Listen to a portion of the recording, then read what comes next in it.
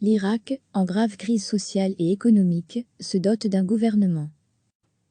Le Premier ministre Mustafa al-Kazimi s'adresse au Parlement, à Bagdad, arabe. Après 5 mois de vacances du pouvoir, l'Irak s'est doté dans la nuit de mercredi à jeudi d'un gouvernement qui hérite d'une économie à genoux, de relations diplomatiques au plus bas, et de la menace de nouvelles manifestations face à l'austérité désormais inévitable. Devant des députés masqués et gantés en raison du coronavirus, Mustafa al-Kazimi, 53 ans, ancien chef du renseignement ayant ses entrées à Washington comme à Téhéran, a prêté serment avec 15 de ses ministres.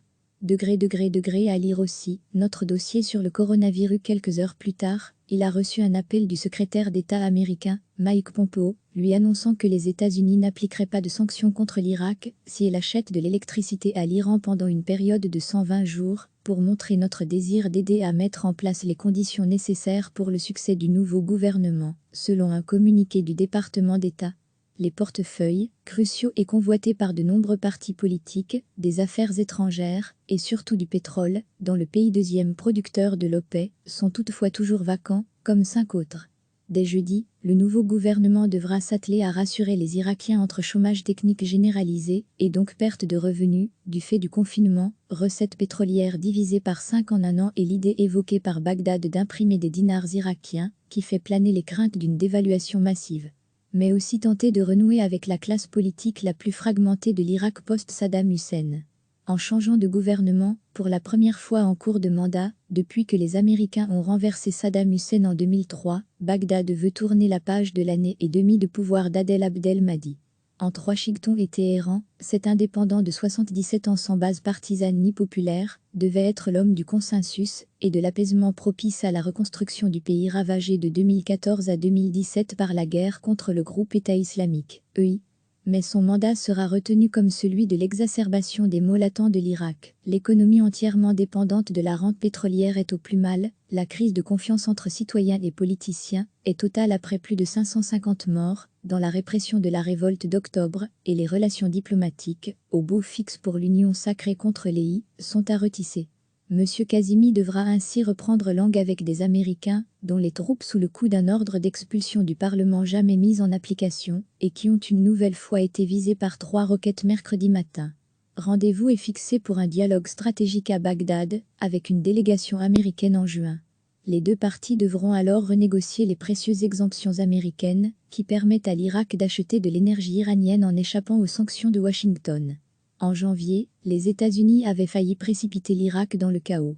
Répliquant à des roquettes sur ses soldats et diplomates, Washington avait assassiné le général iranien Qassem Soleimani aux portes de l'aéroport de Bagdad, avant d'essuyer quelques jours plus tard une volée de missiles balistiques iraniens, qui ont fait redouter une déflagration au-delà des frontières de l'Irak.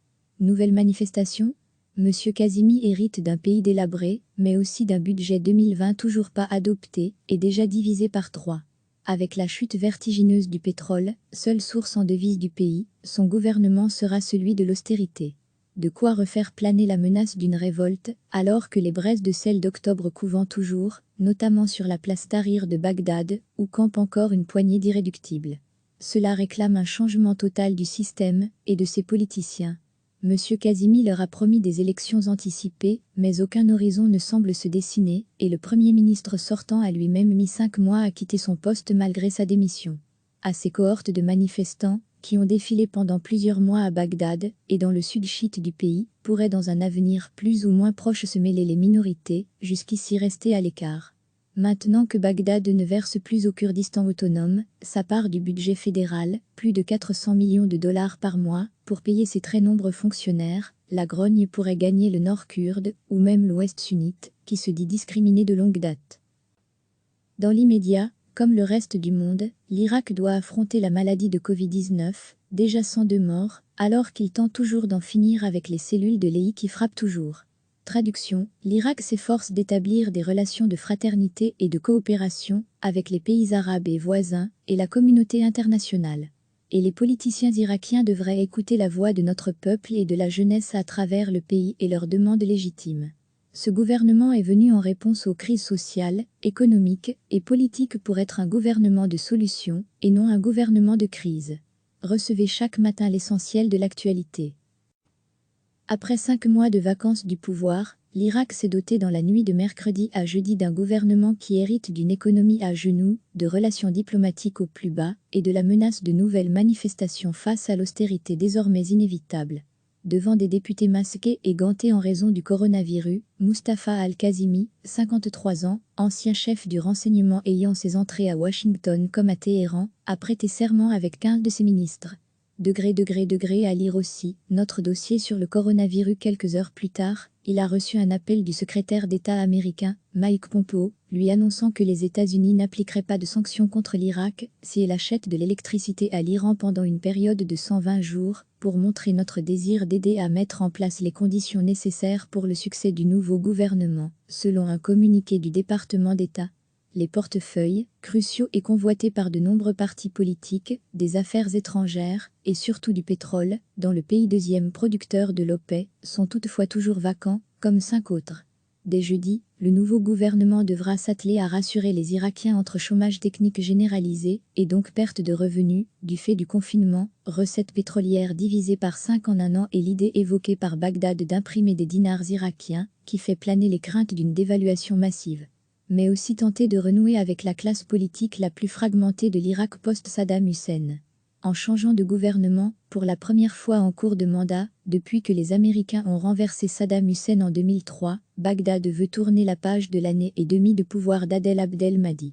Entre Washington et Téhéran, cet indépendant de 77 ans sans base partisane ni populaire, devait être l'homme du consensus et de l'apaisement propice à la reconstruction du pays ravagé de 2014 à 2017 par la guerre contre le groupe État islamique, EI.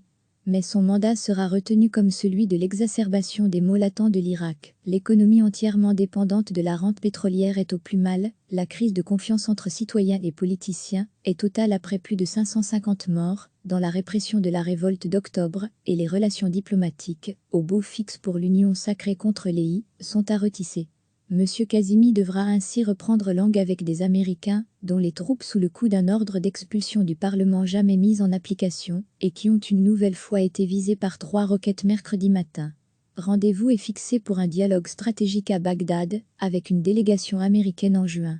Les deux parties devront alors renégocier les précieuses exemptions américaines, qui permettent à l'Irak d'acheter de l'énergie iranienne en échappant aux sanctions de Washington.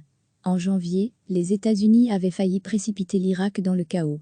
Répliquant à des roquettes sur ses soldats et diplomates, Washington avait assassiné le général iranien Qassem Soleimani aux portes de l'aéroport de Bagdad, avant d'essuyer quelques jours plus tard une volée de missiles balistiques iraniens, qui ont fait redouter une déflagration au-delà des frontières de l'Irak. Nouvelle manifestation ? Monsieur Kazimi hérite d'un pays délabré, mais aussi d'un budget 2020 toujours pas adopté, et déjà divisé par 3. Avec la chute vertigineuse du pétrole, seule source en devises du pays, son gouvernement sera celui de l'austérité. De quoi refaire planer la menace d'une révolte, alors que les braises de sel d'octobre couvent toujours, notamment sur la place Tahrir de Bagdad, où campe encore une poignée d'irréductibles. Cela réclame un changement total du système et de ses politiciens.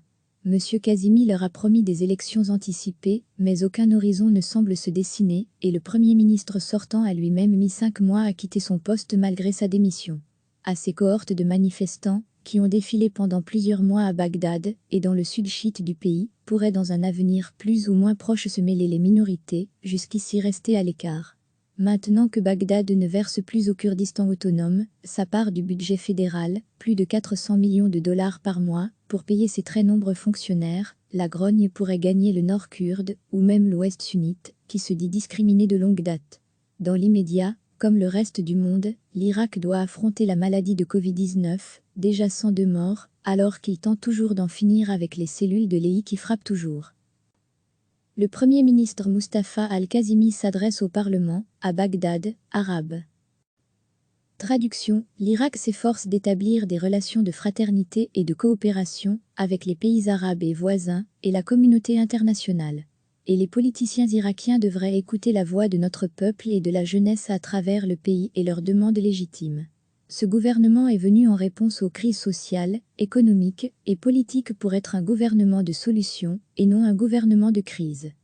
Cliquez sur s'abonner pour recevoir les dernières nouvelles.